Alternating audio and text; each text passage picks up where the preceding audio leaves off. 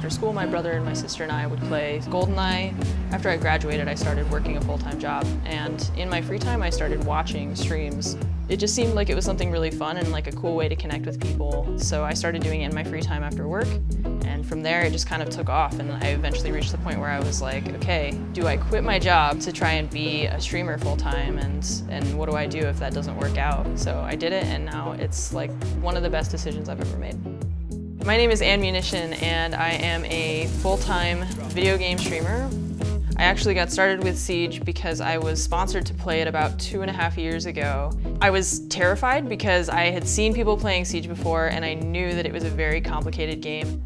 And it was kind of a mess, but it was really fun, and that just launched into me playing it pretty much every day. I think with Siege you really have to be willing to fail in order to learn, and that for me is what is the big hook. Yes! Woo! I'm the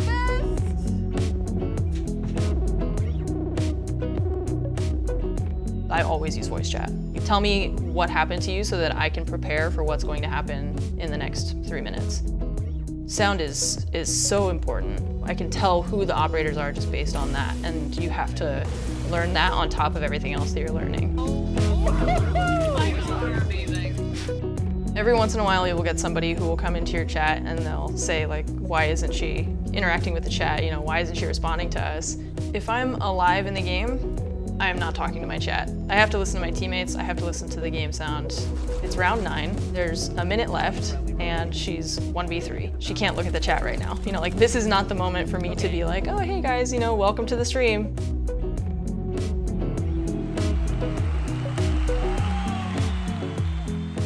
I see a bunch of people in my chat respond, and one of the most important things for a streamer to maintain a good, healthy balance with streaming is to have a community who can help you in a way while you're streaming.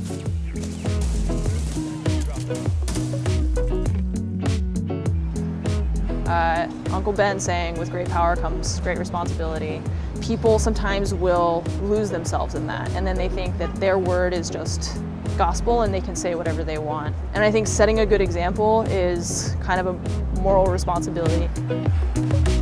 I love the developers. I do not envy their job, and I hope that they can just listen to the positive voices who are saying, you know, we love Siege and we want Siege to exist for a very, very long time.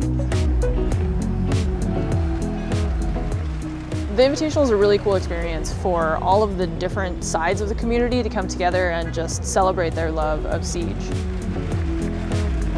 It's an absolute honor for me to be even considered as one of the people to be honored at the Invitationals. I remember when Ubisoft asked me if I wanted to have my charm in the game, and I just felt like I didn't deserve to be at that level of recognition. And it was really humbling for me to see people talking about the charms and saying, she deserves this is really cool for Ubisoft to do. I felt just so good about that.